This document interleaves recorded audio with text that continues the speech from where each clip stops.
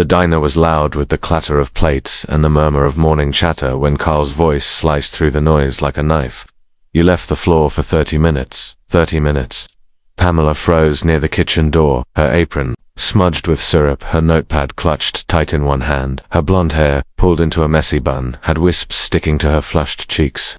She swallowed hard, her voice barely above a whisper. I'm sorry, she has a fever. I didn't know what else to do. Asterisk around them. Customers paused mid-bite, some pretending not to listen, others casting curious glances. Carl, wiry and perpetually angry, leaned in closer, his voice rising. You brought a sick kid into a restaurant. Are you out of your damn mind? Pamela's throat tightened. If I took her to the hospital, they'd keep her for days. If I miss 2 shifts, I won't make rent. She's asleep in the back. I checked on her during my break. Asterisk break. Carl snapped. You take breaks when I say so. You left tables waiting. Pack your stuff, you're fired. Pamela's lips parted, but no sound came out. Her chest ached as she turned toward the storage room where her 3-year-old, Maria, lay bundled in a blanket on flattened boxes.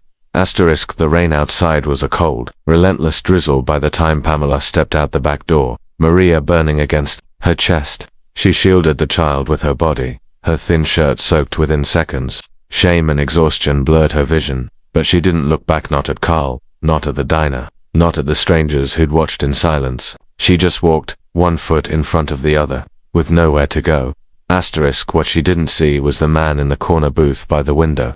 He'd watched it all, the way Carl had humiliated her, the way she'd held her daughter like she was the only thing that mattered. He didn't move, didn't speak, but something in his expression shifted. A memory, maybe, long buried. Asterisk Gerald Whitmore wasn't just another customer. He was the new owner of the diner chain, visiting locations anonymously to assess their operations. He'd seen plenty of bad managers, but this was different. He wrote 2 notes in his leather notebook, one about Pamela, the other about Carl. Then he left a $100 tip with a card that read, asterisk manage like this, and you'll hurt more than your margins. I'll be back. Asterisk asterisk asterisk. Pamela's next few days were a blur of desperation. Evicted from her apartment, she spent nights in hospital lobbies or alleyways, Maria's fever spiking when a sleek black car pulled up beside them in the rain. She flinched, the window rolled down, revealing the man from the diner. You need a place to get warm, Gerald said, his voice calm.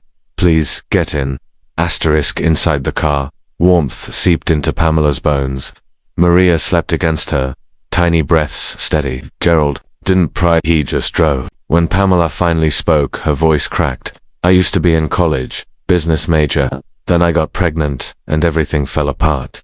Gerald listened, then shared his own past group homes. Loneliness, the hunger to prove himself. I see myself in you, he admitted, but you're stronger. You've cared for someone when no one cared for you. Asterisk days later, Pamela sat across from Gerald in a sleek office, staring at a job offer for an assistant manager position. This isn't charity, he said. It's trust. Her hands shook as she signed, tears blurring the page. Months passed.